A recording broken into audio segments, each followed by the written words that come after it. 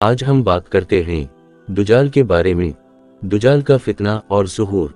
दुजाल का ज़ुहूर, खुदाई का दावा, दुजाल की रफ्तार, दुजाल की सवारी। वीडियो शुरू होने से पहले अगर आप हमारे चैनल पर नया हैं तो चैनल को सब्सक्राइब करें। दुजाल का फितना और ज़ुहूर। दुजाल का फितना उम्मत मुस्लिमा के लिए सबसे अजीम फितना करार दिया गया है। ये वो फितना है जो हज़रत आदम अलैहिस्सलाम की तख्लीक से लेकर क़यामत के कायम होने तक आने वाले फितनों में से सबसे बड़ा फितना है। दुजाल के मुताबिक हम मुसलमानों के पास जो मुतबिर तरीन ज़राए हैं वो नबी सल्लल्लाहु अलैहि वसल्लम की अहादीस मुबारका है।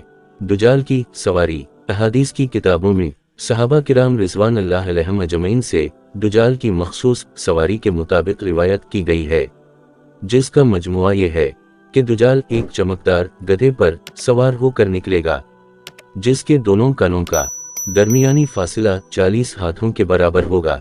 दुजाल इस गिद्ध पर सवार होकर समंदर में इस तरह दाखिल होगा जैसे घोड़ सवार अपने घोड़े पर सवार होकर एकदम नदी में दाखिल हो जाता है।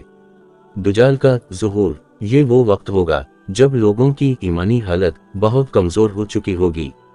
दुजाल दुनिया में 40 दिन घूमे फिरेगा और उन 40 दिनों में एक दिन 1 साल के बराबर होगा और एक दिन 1 महीने के बराबर, जबकि एक दिन 1 हफ्ते के बराबर होगा, जबकि बकिया अय्याम मामूल के मुताबिक होंगे।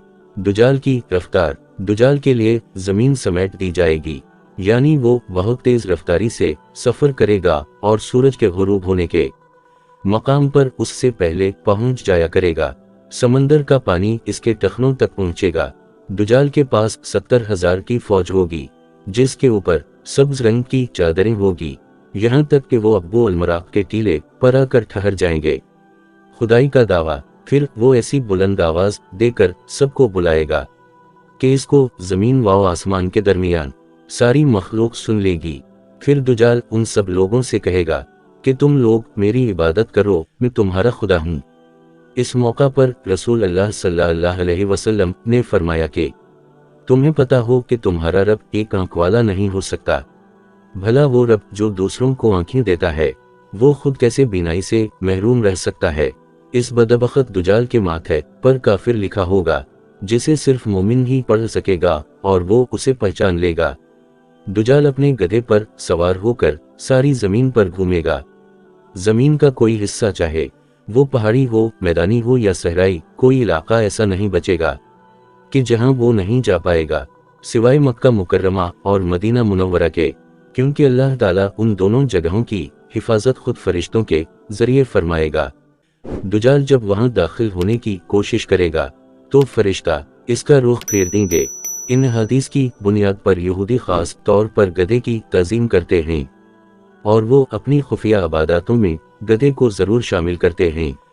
बाज़ लोगों का ये दावा है कि इबादत के दिन खुफिया तौर पर यहूदी एक गधे को उठाकर बीत अल मक़दस में ले जाते हैं, जहां मुख्तलिफ रस्म व रिवाज के मुताबिक इस गधे को सजाया जाता है। ये तमाम बातें इस जानिब इशारा करती हैं कि खरूज दुजाल का वक्त अब ज्यादा दूर नहीं, बिलाशुबा ये फितनों का दूर है और उस वक्त इंसानियत दुजाल और दुजाल की क़ुव्वतों के फितने अजीम की तरफ बढ़ रही हैं। लिहाजा दुजाल की क़ुव्वतों से आगाही रखकर ही हम अपनी नस्ल और अपने ईमान की हिफाजत कर सकते हैं। अल्लाह पाक हमें और हमारी आने वाली सब नस्ल को दुजाल के फितनों से महफूज रखे। आमीन।